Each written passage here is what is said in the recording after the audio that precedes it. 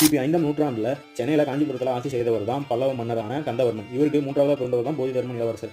இவர் இளம் வயதிலேயே வர்மக்கலை, மருத்துவ கலைன்னு எல்லா கலையிலையும் தேர்ச்சி பெற்றிருக்காரு. புத்த மதத்தால் ஈர்க்கப்பட்ட இவர் இளவரச வாழ்க்கையை விட்டுட்டு துறவி வாழ்க்கையை வாழ ஆசைப்படுறாரு. ஒரு புத்த வாழ்க்கையை வாழ தேர்ந்தெடுக்கப்படுறாரு. ஒரு புத்தரால் இவர் தேர்ந்தெடுக்கவும் படுறாரு. 28வது புத்தரை இவரும் தேர்ந்தெடுக்கவும் பட்டிருக்காரு. கிழக்கு பகுதியில் மிகப்பெரிய பேரழிவு வரப்போகுதுன்னு சொல்லியிருக்காரு புத்தா. இதனால தான் சீனா வந்தார் நம்ம போதிதர்மன். போதிதர்மன் உலகம் முழுவதுமே புத்த மதத்தை பரப்புறதுக்காக பல நாடு பயணம் செஞ்சிருக்காரு.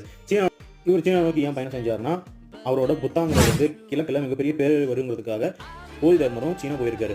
சீனா நோக்கி பயணிக்கிறாரு. அங்கிருந்தவங்களுக்கு இவர் தான் 28வது புத்தாண்டு தெரிய வருது. இவரை மாஸ்டராக தேர்ந்தெடுக்கிறாங்க. சீன மக்களுக்கு அவங்க ரொம்பவே வீக்காக இருக்கிறத பார்த்துட்டு அவருக்கு மருத்துவ கலையும் சொல்லித்தராங்க. அது மட்டும் இல்லாமல் தற்காப்பு கலையும் சொல்லித்தராரு. இதனால தான் இவரை சீனர்கள் இப்போ வரைக்குமே இவருக்கு ஒரு கோயில் கட்டி வழங்கியிருக்காங்க. இவர் தான் சீனாவில் தாமுன்னு அழைக்கப்படுற தமிழ்நாட்டின் பெருமையான போதிதர்மர்.